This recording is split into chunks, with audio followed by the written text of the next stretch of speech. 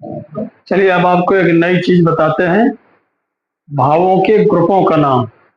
कई बार जब हम ग्रंथ पढ़ते हैं या पढ़ाने वाले पढ़ाते हैं, आगे चल के जब जाएंगे ज्योतिष पढ़ाने में, तो सबसे बड़ी जरूरत होगी, बार बार बोला जाएगा पढ़ भर में फलाना ग्रह बैठा है, उपचय में फलाना ग्रह बैठा है, दुष्ट भाव में फलाना ग्रह बैठा है।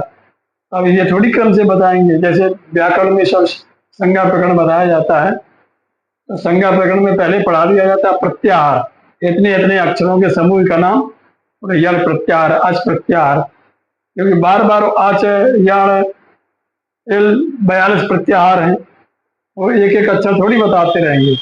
ऐसे 12 भावों को एक 5 ग्रुपों में बांट दिया है, इतने इतने ग्रुपों को ये नाम दे दिया, इतने इतने भावों को मिलकर के ये नाम देना ही भावों के समूह का नाम। आपको समझाते हैं, ये 12 भाव हैं, पड़फर, आपोक्लिम, त्रिकोण, उपचय, दुष्ट, जिसको त्रिषण भी कहते हैं। बार बार आएगा आपको सीखने के लिए।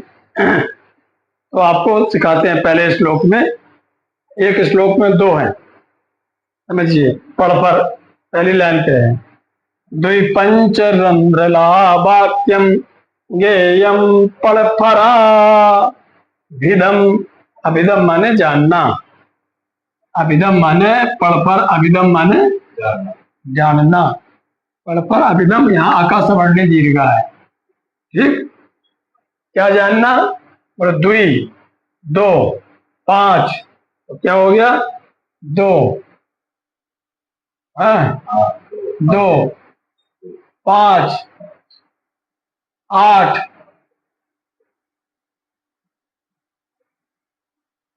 और लाभाख्यम। ऐसा चतुष्कोण बनाएंगे तो इसको 1 2 3 4 8वां एक गोल बने हैं। ये क्या बने? गोल।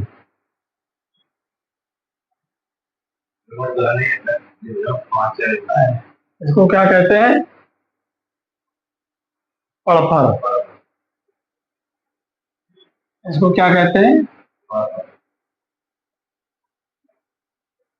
इसको कहते हैं पड़फर, ठीक। ऐसे याद बना रहते हैं, पड़फर।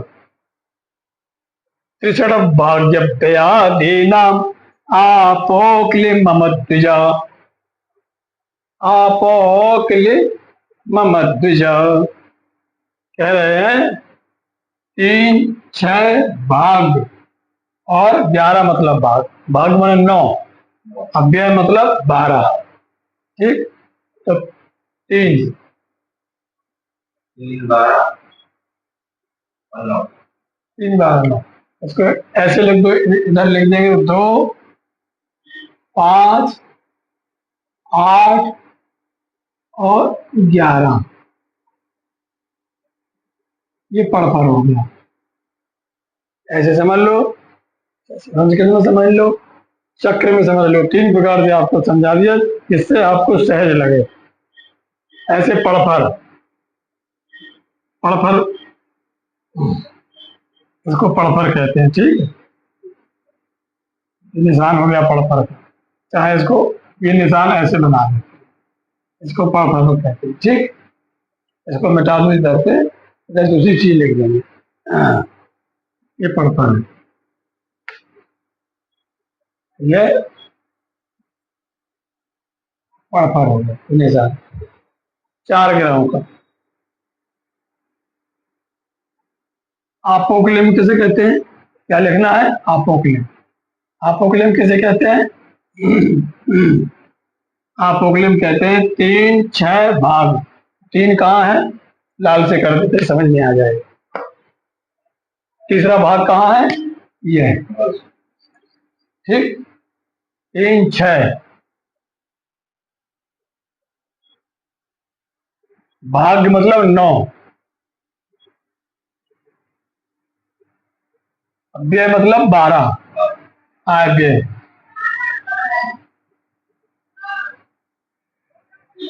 जस्ट बस इसका ये समझ लो, ये चक्र बना लिया तो ये समझ में आ गया। और ठीक उसका एक भाव को छोड़ के कर दो तो आपको अपोक्लिम समझ में आ जाएगा। कौन कौन से अपोक्लिम में?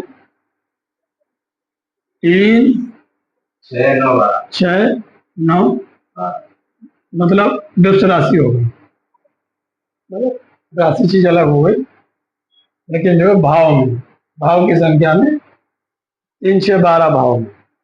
ठीक है, इसको अपोक्लिम कहते हैं। ठीक, समझ गए? द्वि पंच रंध्र ऐसे याद रखेंगे, श्लोक में याद रहेगा। द्वि 5 अंध्र माने 8, लाभ माने 11, ज्ञेयम जानना चाहिए, परफर अभिदम ज्ञान के रूप में। 3 त्रि षड माने 6, भाग्य माने 9, अव्यय मतलब 12। 3 6 9 12 को क्या कहते हैं? अपोक्लिम। द्विज लोग, ब्राह्मण लोग इसको कहते हैं इस रूप में। अभी इसके बाद फिर आगे पढ़ाएंगे त्रिकोण कैसे कहते हैं। त्रिकोण बड़ा सरल है, जैसे आपको पढ़ा दिया है। त्रिकोण कैसे कहते हैं? 1 5 को त्रिकोण कहते हैं। केंद्र कैसे कहते हैं? 1 4 7 10 को केंद्र कहते हैं। केंद्र भी लिख देते हैं।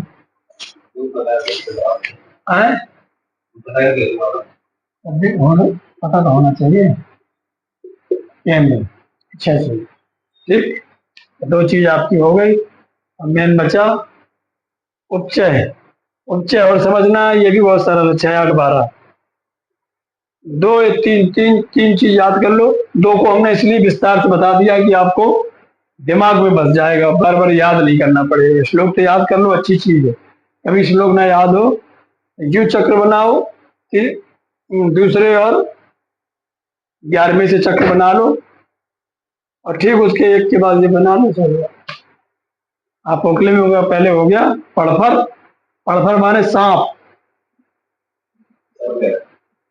देखो सांप की आकृति बन जाती है, समझेगा? ये सांप की आकृति बन गई ऐसे, कुंडली है ना, सांप की आकृति ऐसे खड़ा है। ये एकदम फन बन गया पूरा है। हाँ, या बर रामचंद्र की जय।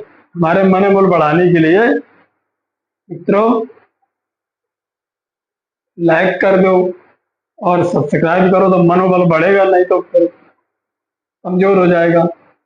ये भी अच्छी चीज, निःशुल्क ही पढ़ा रहे हैं, तो कम से कम विद्या दान में इतना तो कर ही सकते हैं। जय श्री राम।